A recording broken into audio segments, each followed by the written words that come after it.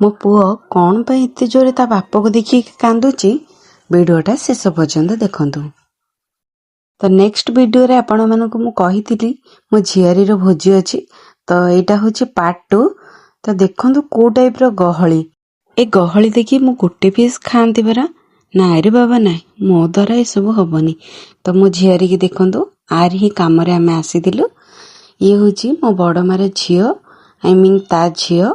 ତ ଇଏ ହେଉଛି ମୋ ବଡ଼ ମା, ଇଏ ହେଉଛି ମୋ ବଡ଼ ମାର 5ଟା ଝିଅ, ଇଏ ବଡ଼ ଝିଅ, ଇଏ 2 ନମ୍ବର, ଆଉ ଆଙ୍କର ହିଁ ଭୋଜି ଥିଲା। ତ ଇଏ 3 ନମ୍ବର, ଇଏ ତ ସାଇଡ଼ରେ ମୋ ଦିଦି। ତ ମୋ ପାଖରେ ଯିଏ ଅଛି ସିଏ ହେଉଛି 4 ନମ୍ବର, ଲାଷ୍ଟଟା ହେଉଛି 5 ନମ୍ବର। ତାଙ୍କେ ହେଉଛନ୍ତି 5 ଭଉଣୀ। ତ ଇଏ ହେଉଛି ତା ଭାଇ, ଯେମିତି ମୋ ଭାଇ। ସାଇଡ଼ରେ ହ୍ୱାଇଟ୍ କଲର୍ ପିନ୍ଧିଛି ସେ ମୋ ଭାଇ। ତ ଏଇ 2 ଜଣଙ୍କୁ ତ ସାଇଡ଼ରେ ଜାଣିଥିବେ। ତ ଏମିତି କିଛି ଭୋଜି ଭାତ ଚାଲିଥିଲା, ପ୍ରିପାରେସନ୍ ମଜାମସ୍ତି ସବୁ ଚାଲିଥିଲା। ଇଏ ହେଉଛି ମୋ ଜିଜୁ, ଇଏ ମୋ ଭଉଣୀ, ସିଏ ହେଉଛି ମୋ ମା, ସାଇଡ଼ରେ ମୋ ମାମୁଁ, ଆଉ ଇଏ ହେଉଛି ମୋ ବଡ଼ ମାର ସାନ ଝିଅ। ଆର ମୋର ଗୋଟିଏ କ୍ଲାସମେଟ୍, ଦେଖିବାକୁ ଗଲେ ବେଷ୍ଟ ଫ୍ରେଣ୍ଡ ଟାଇପ୍ର। ତ ଏପଟେ ଏମାନେ ଖାଉଛନ୍ତି। ତ ମୋ ପୁଅକୁ ଦେଖନ୍ତୁ, ସେଇ କେମିତି ପାଣି ପାଉଚ୍ ଖୋଲିକି ତାର ପିଇବାରେ ବ୍ୟସ୍ତ।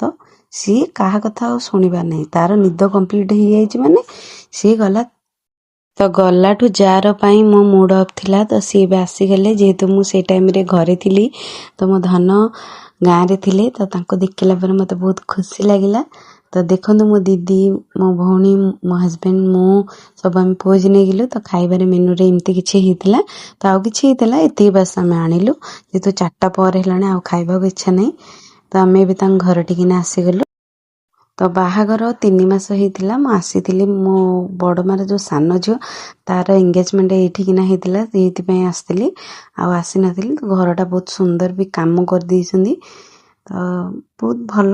କିନ୍ତୁ ଆମେ ଏବେ ବାହାରି ଗଲୁ, କାହିଁକିନା ଅନ୍ଧାର ବି ପଡ଼ିଗଲାଣି, 5ଟା ପରେ ହେଲାଣି। ଖରା ଦିନଟାକୁ ସେମିତି ଜଣାପଡ଼ୁନି। ତ ଆସିଲା ବେଳେ ଦଣ୍ଡ ମହାପ୍ରଭୁଙ୍କୁ ଦେଖିଲୁ, ପ୍ରଣାମ କରିକି ଏବେ ଘରକୁ ଚାଲିଲୁ।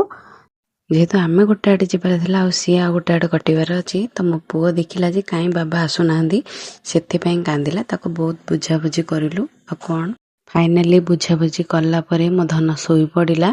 ତାପରେ ସିଏ ବି ତା ବାବା ଗାଡ଼ିରେ ବୁଲେ, କାହିଁକି ସେ ଏକଲା ପଳେଇଲେ, ମୋତେ ନେଲେନି, ସେଇଥିପାଇଁ ବହୁତ କାନ୍ଦିଲା। ତ ଆଜି ପାଇଁ ଏତିକି। ଜୟ ଜଗନ୍ନାଥ।